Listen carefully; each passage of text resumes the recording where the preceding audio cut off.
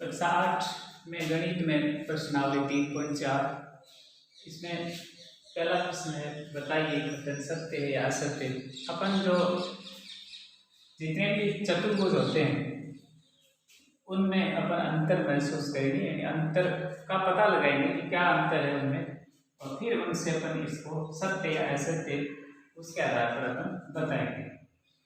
पहला जैसे आयत है, एक अपन आयत बना लेते हैं। इसे आयत में क्या होता है, सभी भुजाएं, ये आयत आमने सामने भुजाएं समान होती है तथा प्रत्येक कोण विपरीत डिग्री का होता है।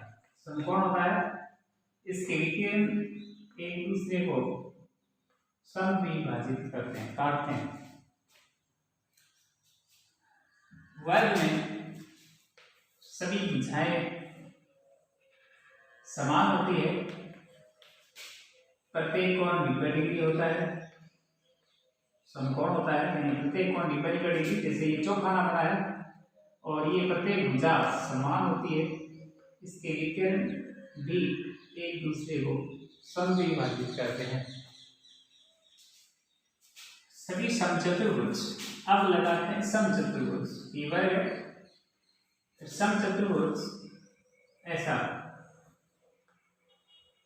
जिसके विकिरण समकोण पर प्रतिच्छेदित होते हैं, यह है समचतुर्भुज।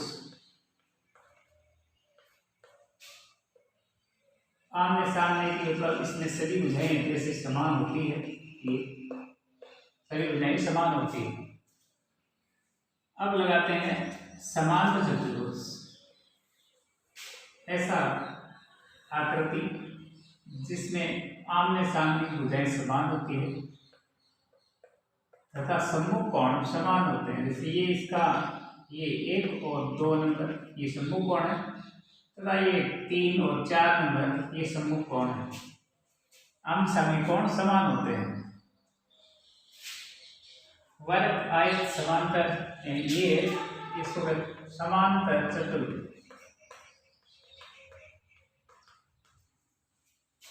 अब है एक समचतुर्भुज आ गया, समांतर आ गया, समलंब। ये ऐसा हो सकता है समलंब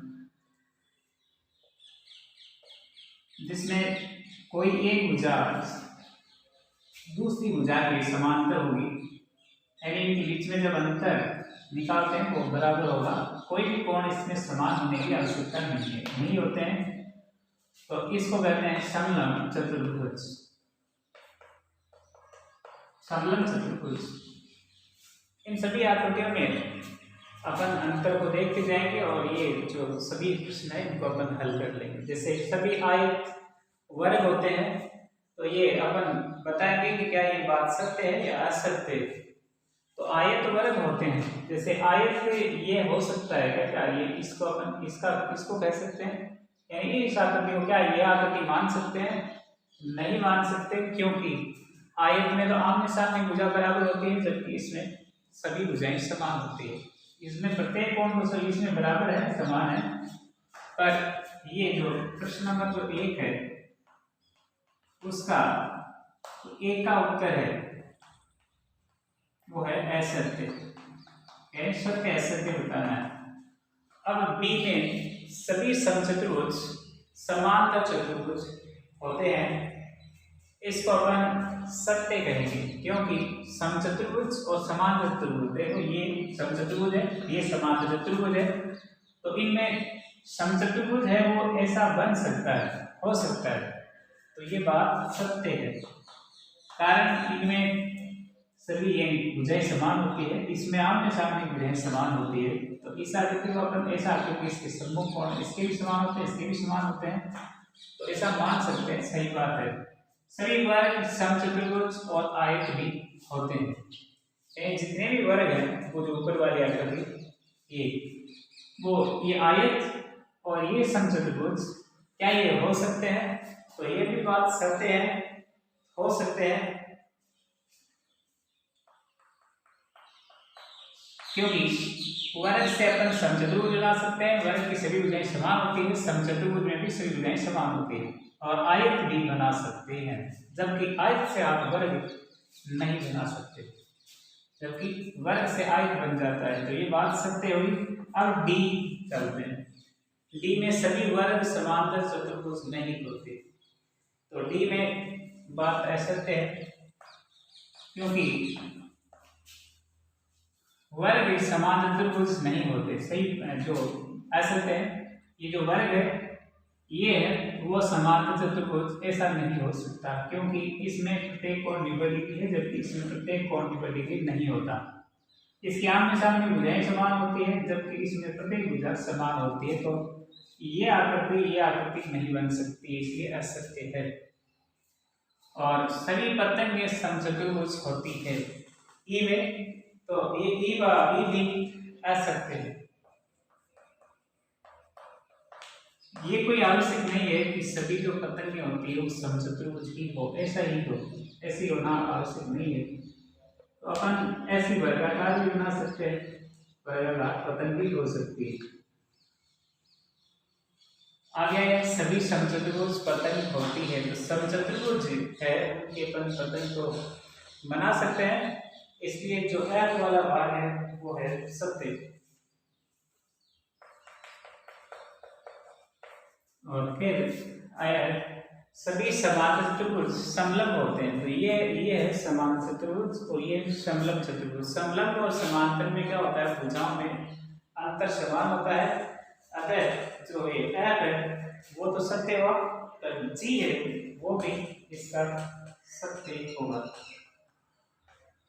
कहीं सभी समांतर चतुर्भुज समलंब होते हैं, ये आकृति हो सकती है। सभी वर्ग समलंब होते हैं, तो ये जो वर्ग है वो क्या समलंब होते हैं, उनके बीच में समांतर जो अंतर है वो दोनों भुजाओं के बीच में समान है। तो ये भी सही है, हो सकते हैं। तो इनका अपन असत्य और सत्य बताएंगे। अब प्रश्न नंबर 2 में है, उन सभी चतुर्भुजों की पहचान कीजिए जिनमें चारों भुजाएं समान लंबाई की हो। तो प्रश्न नंबर जो 2 है इसका जो हल एक का चारों भुजाएं समान लंबाई की होनी चाहिए।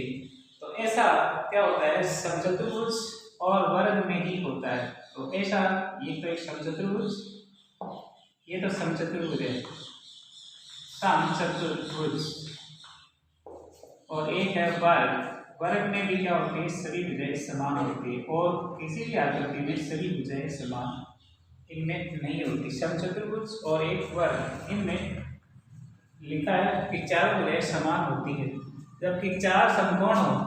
अब चार समकोण बी में, जैसे बी है, तो इसमें अपन एक आयत में भी चार समकोण है और एक वर्ग में भी चार समकोण है। तो एक आयत का चित्र बना देते हैं और एक वर्ग का चित्र बना देते हैं। एक आयत और एक वर्ग, इनमें क्या होता है, यहाँ प्रत्येक कोण समकोण होता है, 90 डिग्री होगा, हर एक कोण 90 डिग्री का होगा। इसमें भी प्रत्येक कोण, क्योंकि वर्ग है, प्रत्येक कोण 90 डिग्री होगा। वर्ग में सभी भुजाएं समान होती है, इसमें आमने सामने भुजाएं समान होती है। पर तीसरे प्रश्न में बताइए कैसे एक वर्ग एक चतुर्भुज होता है। तो एक वर्ग को अपन चतुर्भुज कैसे कह सकते हैं, क्योंकि तीसरे का जो 1 नंबर है, इसको वर्ग को चतुर्भुज क्यों बताएंगे, क्योंकि जो वर्ग होता है उसमें चार भुजाएं होती है और सभी भुजाएं समान होती है। समान तो समचतुर्भुज में होती है, पर इसमें चार भुजाएं भी होती है, यानी चार भुजाएं होती है। चार भुजाओं से घिरी हुई आकृति चतुर्भुज कहलाती है। अतः अपन वर्ग को चतुर्भुज बता सकते हैं। और नंबर 2 है, एक क्या ये समान चतुर्भुज हो सकता है, एक वर्ग है, वर्ग समान चतुर्भुज कैसे बन सकता है, क्योंकि समान चतुर्भुज में आमने सामने की भुजाएं समान होती है, सम्मुख कोण बराबर होते हैं।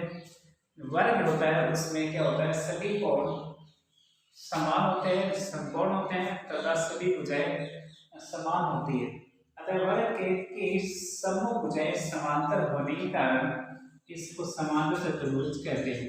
यानी वर्ग की सभी भुजाएं या सम्मुख भुजाएं समान होती है, अतः ये समान चतुर्भुज भी होता है। तीसरा, एक चतुर्भुज बन सकता है यदि वर्ग समचतुर्भुज कैसे बनेगा? क्योंकि सभी भुजाएं बराबर होती है वर्ग में और विकर्ण एक दूसरे को समकोण पर समद्विभाजित करते हैं। यानी वर्ग की सभी भुजाएं समान होती है तथा तो विकर्ण है वो एक दूसरे को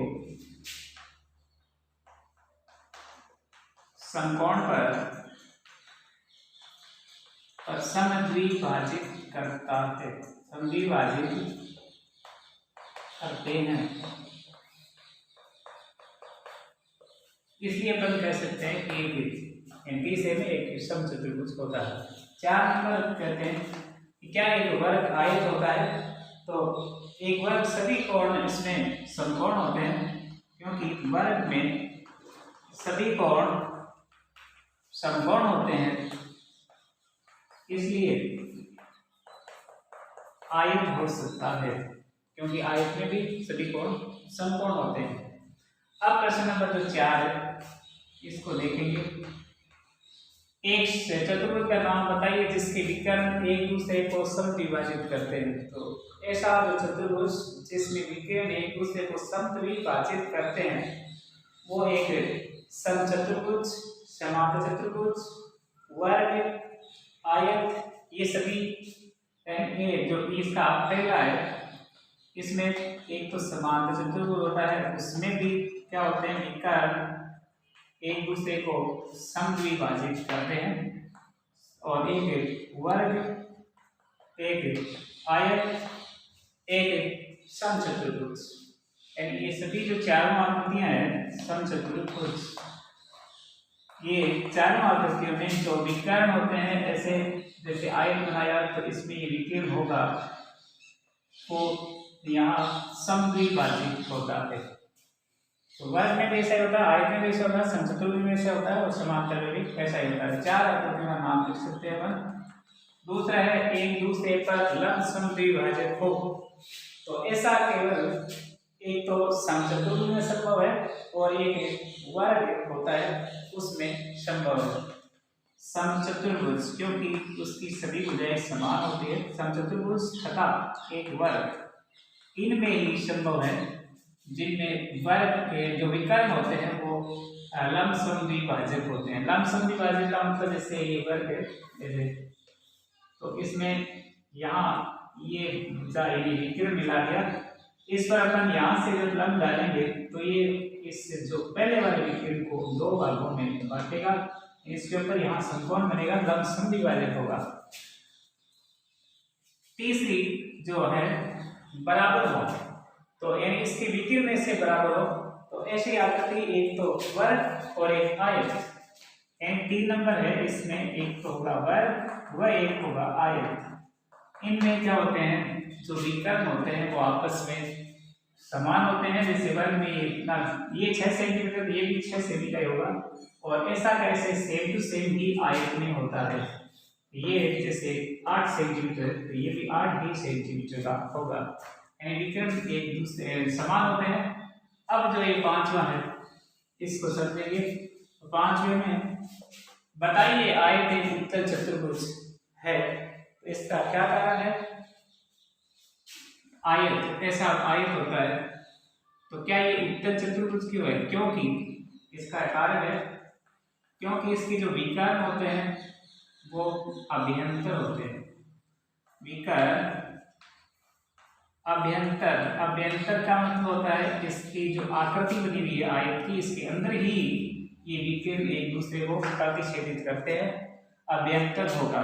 और इसके जो कोण होते हैं वो 180 से कम होते हैं, इसलिए यानी प्रत्येक कोण 180 से कम होगा, आगे लिख सकते हैं, तथा प्रत्येक कोण 180 डिग्री से कम होते हैं।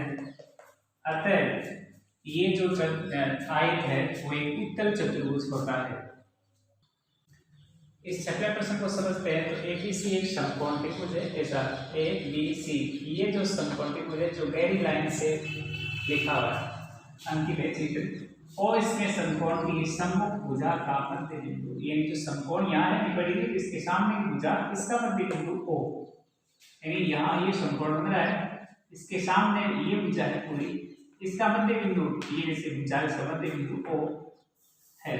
बताइए O बिंदु A B C से समान दूरी पर स्थित है। तो इसको अपन बताएंगे कि कैसे ये O है वो तीनों चारों जो ये बिंदु है इसके A B C यानी इस त्रिभुज के A B C से समान दूरी पर स्थित हैं। तो इसको बराबर बताने के लिए सबसे पहले जो ये आकृति है इसको देखते हैं। तो ये है कि आकृति है वो है समांतर चतुर्भुज की, यानी इसमें AD समानांतर है, जो AD भुजा है वो BC के समानांतर है, अर्थात जो ये AB भुजा है AB वो समानांतर है इस BC के। तो यदि दो भुजाएं समानांतर हो, आमने सामने भुजाएं समानांतर, इनके अपन ने रचना कर दी, तो ये आमने सामने भुजाएं इनकी रचना की है, तो ये हो गई समानांतर, और समांतर होती है वो होती है समांतर चतुर्भुज में, यानी ABCD एक समांतर चतुर्भुज होगा, क्योंकि आमने सामने भुजाएं समानांतर हैं, समांतर चतुर्भुज है। अब समांतर चतुर्भुज होते हैं, तो समांतर चतुर्भुज में क्या होता है, जो विकल्प होते हैं वो एक दूसरे को समद्विभाजित करते हैं। समांतर चतुर्भुज में तो ये एक तो ये विकर्ण दिखाई दे रहा है, एक ये AC एक ये BD, समांतर चतुर्भुज में जो विकर्ण एक दूसरे को समद्विभाजित करते हैं, समद्विभाजित करते हैं, इसका मतलब इसमें नाम से स्पष्ट है, समद्विभाग दो भागों में बराबर भागों में बांट देता है। ये जो आपस में यहाँ क्रॉसिंग हो रहा है ये, इसका मतलब इस O बिंदु है वो मध्य बिंदु है, अतः अपन कह सकते हैं कि इसमें OA तथा OB तथा OC तथा OD ये सभी क्या है वो आपस में ऐसे समान बता सकते हैं इनको, क्योंकि यहाँ समद्विभाजित है इसलिए पर ये आपस में बराबर बता सकते हैं। अतः बिंदु O A B व C से समान दूरी पर स्थित है। तो ऐसे अपन हल कर सकते हैं 3.4 का 6 छठवां प्रश्न।